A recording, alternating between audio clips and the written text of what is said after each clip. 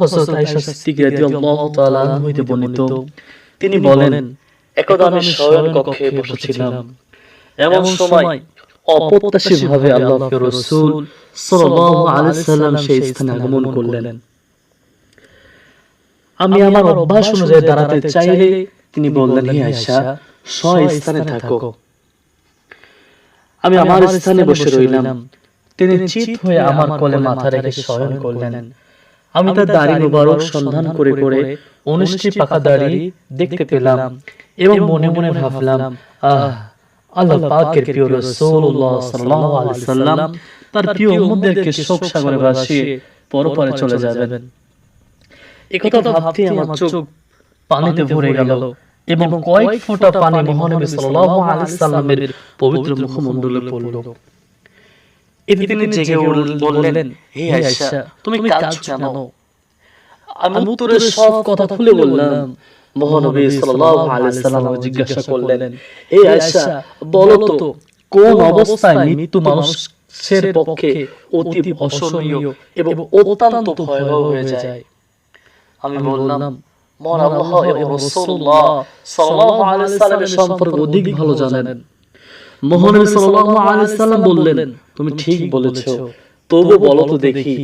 আমি বললাম, মৃত ব্যক্তিকে যখন ঘর থেকে বের করা হয়, তার সন্তান যখন হাই বাবা, হাই মাতা বলে কাঁদতে কাঁদতে পিছনে পিছনে যায়, আর সে যখন হাই পুত্র, হাই কন্যা বলতে বলতে থাকে, তখনকার অবস্থা খুব ভয়াবহ। মহানবী সাল্লাল্লাহু আলাইহি সাল্লাম বললেন, হ্যাঁ, তুমি ঠিক বলেছো, বলো তো আর কোন অবস্থায় ভয়াবহ হয়? হযরত আয়েশা রাদিয়াল্লাহু তাআলা আনহা বললেন, মৃত্যু দেহ যখন কবর রেখে তার আত্মীয়স্বজন চলে যায়, তখন তার কৃতকর্ম ছাড়া আর কিছুই তার সাথী থাকে না, তখন সেই অবস্থা ভয়াবহ হয়ে যায়। পুনরায় জিজ্ঞাসা করলেন, তারপর কোন অবস্থার সংকট মনে হয়? হযরত আয়েশা রাদিয়াল্লাহু তাআলা আনহা বললেন, মহান আল্লাহ এবং তার রাসূলুল্লাহ সাল্লাল্লাহু আলাইহি সাল্লাম অধিক ভালো জানেন। তখন মহানবী সাল্লাল্লাহু আলাইহি সাল্লাম বললেন, গোসল দানকারী যখন মৃতদেহকে গোসল দেওয়ার জন্য তার পরিধেয়ে অঙ্গুরি, পাগড়ি ইত্যাদি টেনে খুলে তখন মৃত্যু অসহনীয় কষ্ট হয়। আত্মা যখন তার এই বিভৎস অবস্থা দেখে পায়, তখন সে চিৎকার করে বলে, হে আল্লাহর বান্দা, আল্লাহর কসম, পরিধেয় বস্ত্র একটু আস্তে আস্তে খুলো। একটু পূর্বেই যন্ত্রণা হতে অব্যাহতি পেয়েছি। এই চিৎকার মানব এবং দানব ব্যতীত আর সকলে শুনতে পায়। মৃতদেহে যখন পানি ঢালা হয়, তখন পূর্বের মতো চিৎকার করে বলে, হে আল্লাহর বান্দা, তুমি আমার দেহে বেশি গরম পানি বা বেশি ঠান্ডা পানি ঢেলো না, ঢেলে কষ্ট দিও না। একটু পূর্বে পান বের হওয়ার সময় শরীর ক্ষতবিক্ষত হয়ে গেছে, শরীর মন্থন করার সময় ও ব্যথা পেয়ে তদ্রুপ কাকুতি মিনতি করে থাকে। কাফন পরবার সময় উচ্চ স্বরে ক্রন্দন করে বলে, তোমরা আমার কাফনের মাথার দিকটা আলাদাভাবে বাঁধবে, যেন আত্মীয় স্বজনরা চিরদিনের জন্য আমাকে একবার দেখে নিতে পারে। ঘর হতে বের করার সময় বলে, হে আল্লাহর বান্দাগণ, আমাকে এত তাড়াতাড়ি ঘর থেকে বের করো না। আমার বাড়ি ঘর, আত্মীয় স্বজন, ধন সম্পদ শেষবারের মতো আমাকে দেখে নেওয়ার সুযোগ দাও। আজ হতে আমার সন্তান এতিম, আমার স্ত্রী বিধবা হয়ে গেল, তোমরা তাদেরকে কষ্ট দিও না। আমি আমার সব কিছু ছেড়ে দিচ্ছি, কোন দিনই আমি আর ফিরে আসবো না। মৃতদেহ খাটে করে নিয়ে যাওয়ার সময় বলে, হে বন্ধুগণ, আমি আমার পুত্র, কন্যা, আত্মীয় স্বজনদেরকে চিরদিনের জন্য ত্যাগ করে যাচ্ছি। সুতরাং যতক্ষণ পর্যন্ত তাদেরকে কথাবার্তা, কান্নাকাটি শুনতে পাই, ততক্ষণ পর্যন্ত তোমরা আস্তে আস্তে যাও। খাট বহনকারীরা 3 কদম অগ্রসর হতেই পুনরায় চিৎকার করে বলে, হে আল্লাহর বান্দাগণ, আমি পৃথিবীর মোহে পড়ে জীবন কাটিয়েছি, তোমরা যেন তার মোহে না পড়ো। সাবধান, দুনিয়া আমাকে নিয়ে যেমন সিনেমিনি খেলেছে, তোমাদেরকে নিয়েও যেন তেমনই করে খেলতে না পারে। আমার অবস্থা দেখে তোমরা সাবধান হও, পরিণত ভালো হবে। আমি যা সঞ্চয় করেছিলাম তা আমার আত্মীয় স্বজনরা বন্টন করে নেবে, কিন্তু আমার পাপের ভাগ কেউ নেবে না। জানাজা শেষ হওয়ার পর লোকজন চলে যেতে শুরু করলো। আত্মা একেবারে নিরাশ হয়ে বলে, হে বন্ধুগণ, এত তাড়াতাড়ি তোমরা আমাকে ছেড়ে যেও না। কাফন করা পর্যন্ত থাকো। মরদেহ কবর রাখা হলে বলে, হে আমার উত্তরাধিকারী, আমার জীবন সঞ্চিত ধন সম্পদ সবকিছু তোমাদের জন্য রেখে গেলাম। তোমরা আমাকে ভুলে যেও না, আমি তোমাদেরকে ইসলামের শিক্ষায় শিক্ষিত করেছি। সুতরাং তোমরা আমার মাগফিরাতের জন্য মহান আল্লাহর দরবারে দোয়া করো। আমার শেষ অনুরোধ, আমাকে তোমরা ভুলে যেও না।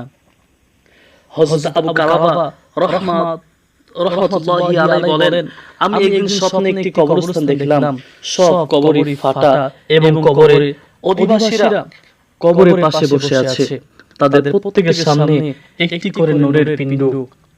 কিন্তু এক ব্যক্তি পিণ্ডহীন চিন্তায় অবস্থায় বসে রয়েছে। কারণ আমি জিজ্ঞাসা করে জানতে পারলাম যে সমস্ত মৃত ব্যক্তিদের আত্মীয় স্বজনেরা তাদের জন্য দোয়া করেছে এবং দান খয়রাত করেছে, তারা নূরের পিণ্ড পেয়েছে।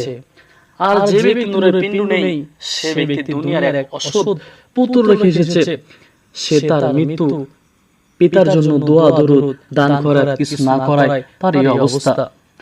হযরত আবু কালাবা রাহমাতুল্লাহি আলাইহি দ্বিতীয় দিন উক্ত ব্যক্তির পুত্রকে ডেকে স্বপ্নের কথা বললেন।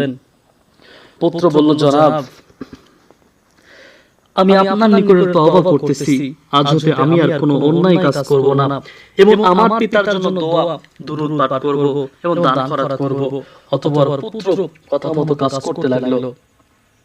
কিছুদিন পর হযরত আবু কালাবা রাহমাতুল্লাহি আলাইহি পুনরায় স্বপ্নে দেখলেন যে পূর্বে সেই নূরহীন ব্যক্তির সামনে সূর্যের চেয়ে উজ্জ্বল এক নূরের পিণ্ড রয়েছে।